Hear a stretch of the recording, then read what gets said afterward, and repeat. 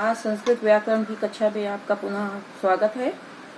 बच्चों, आज का वीडियो विशेषतः कक्षा 9, कक्षा 10, कक्षा 11, कक्षा 12 के बच्चों के पाठ्यक्रम पर आधारित बनाया गया है।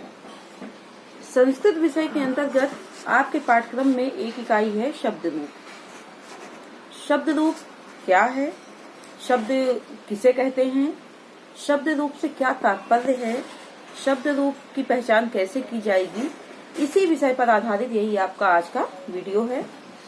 बच्चों, बचपन से आप पढ़ते चले आ रहे होंगे शब्द क्या है, पहले इसको समझना अति अनिवार्य है।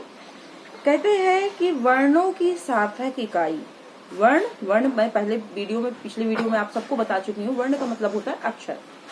वर्णों की सार्थक इकाई ही शब्द है, या फिर ये कहा जाए कि दो या दो से अधिक वर्णों के सार्थक समूह को वर्ण कहते हैं। सार्थक का तात्पर्य यहाँ पर ऐसा शब्द जिसका कोई ना कोई अभिप्राय या अर्थ निकल रहा हो। कहते हैं कि रूप या शब्द को वाक्य में प्रयोग किया जाता है। वर्ण से शब्द, शब्द से वाक्य, वाक्य से पूरे वाक्यों के समूह की आपकी रचना होती है। आप सबसे छोटी इकाई आपकी वर्ण है और वर्ण के माध्यम से ही आप शब्द का निर्माण कर सकते हैं। कहते हैं संस्कृत में शब्द को पद भी कहा जाता है।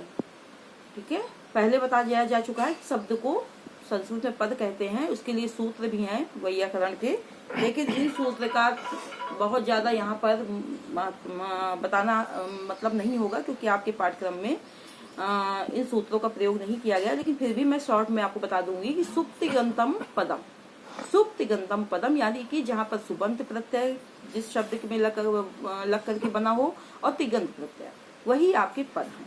और संस्कृत में शब्द को पद कहते हैं।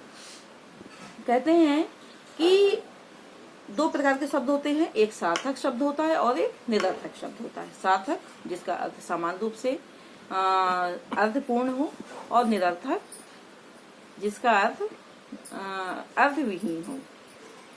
कहते हैं अगर हम व्याकरण की दृष्टि से देखेंगे तो शब्द विशेषतः आपके 5 प्रकार के होते हैं। व्याकरण की दृष्टि से शब्द कितने प्रकार के होंगे? 5 प्रकार के होंगे। संज्ञा शब्द, सर्वनाम शब्द, क्रिया शब्द, विशेषण शब्द, अव्यय शब्द। कौन कौन से हैं? संज्ञा शब्द पहला, दूसरा सर्वनाम, तीसरा क्रिया, चौथा विशेषण, पांचवा अव्यय।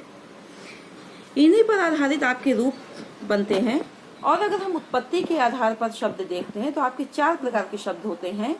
तत्सम शब्द, दूसरा तद्भव शब्द, तीसरा देशज और चौथा विदेशी। तत्सम का तात्पर्य उन शब्दों से है जो शब्द समानता संस्कृत से संबंधित होते हैं। तत्सम यानी कि उसके समान। तद्भव क्या है? तत्सम का विकृत रूप तद्भव है, यानी कि संस्कृत से जो हिंदी में वर्ण उच्चारण किए जाने लगते हैं, शब्दों का उच्चारण होता है, वो तद्भव पर आ जाता है आपका। देशज देश विशेष में बोली जाने वाली बोली, यानी कि एक क्षेत्र विशेष में बोले जाने वाले जो शब्द हैं उन्हें हम देशज शब्दों में रख देते हैं।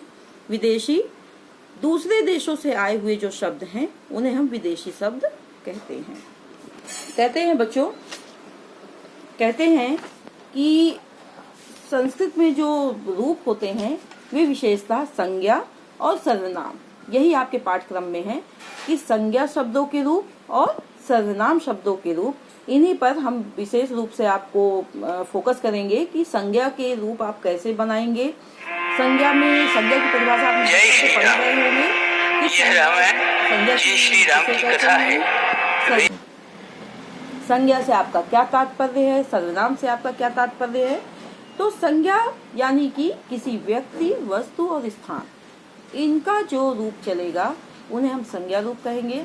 सर्वनाम जो शब्द संज्ञा के बदले में बोले जाते हैं, जैसे यह है, वह है, तुम, मैं, कहाँ, कैसे, ये सारे आपके सर्वनाम रूप हैं। कहते हैं बच्चों कि रूपों को बताने के लिए या रूपों को विभाजित करने के लिए संस्कृत में कुछ शब्द बताए गए हैं, उन पर हम फोकस करेंगे।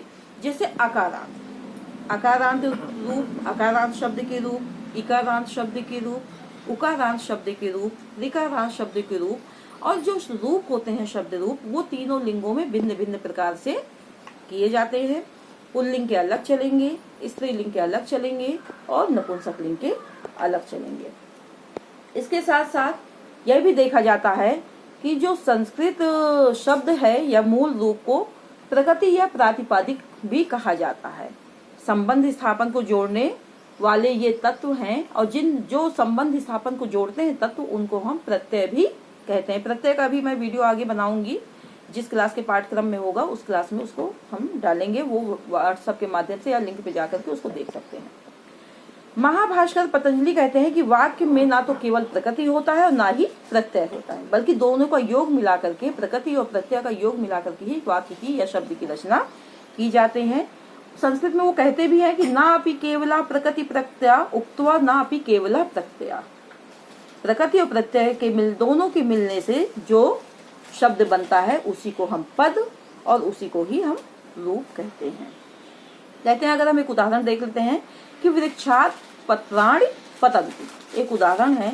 तो इस वाक्य में जो वृक्ष है वो पत्र आदि शब्द के बजाय उसके प्रत्यय सहित जो रूप पद वृक्षात् पत्राणि आदि का प्रयोग हुआ है, लेकिन सभी भाषाओं में शब्द और पद रूप में इतनी भिन्नता नहीं होती है। कहते हैं कि संस्कृत में ही इतनी भिन्नता दिखाई जाएगी कि वृक्षात् में अलग विभक्ति का प्रयोग हो गया और उसमें अलग, पत्राणि में अलग हो गया।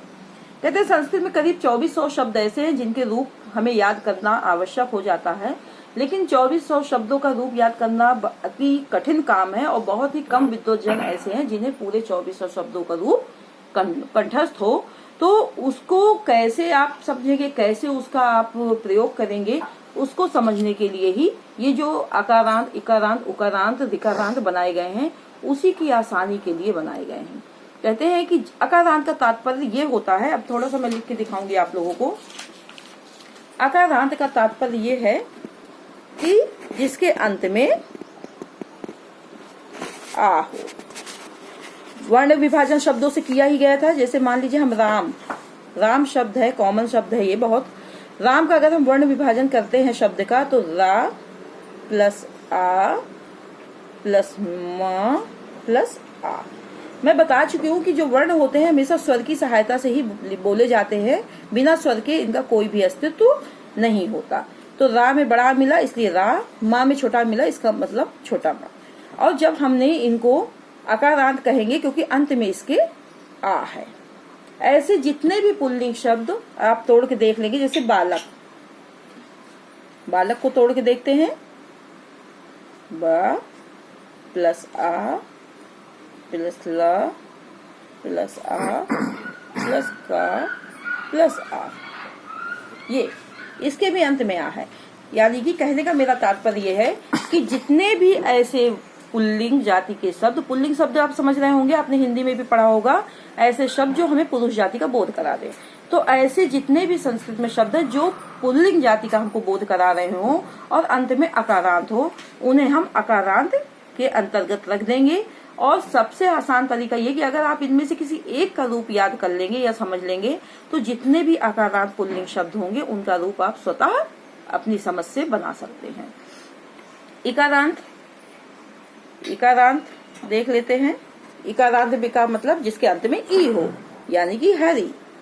इसको विच्छेद करते हैं, हा प्लस आ प्लस रा प्लस ई। ये इसके अंत में ई है, इसलिए इसको हम इकारांत में रख देंगे। ये हम आपको शब्द पहचान करने के लिए बता रहे हैं कि अकारांत का मतलब क्या है, इकारांत का मतलब क्या है। इसी प्रकार उकारांत देख लेते हैं। भानु, इसका समझ में आ रहा होगा आपको। भा प्लस आ प्लस न प्लस उ, अंत में उ है इसलिए उकारांत में आ जाएगा। ऋकारांत का क्या है? पृथ्वी, पा प्लस ई प्लस ता प्लस रा प्लस पृथ्वी। ठीक है, तो कुल मिलाकर के आपको ये देखना है कि री, रा नहीं रहेगा री। कुल मिलाकर के आपको ये देखना है कि अंत में देखिए इसके री है, इसलिए ऋकारांत के अंतर्गत आ गया।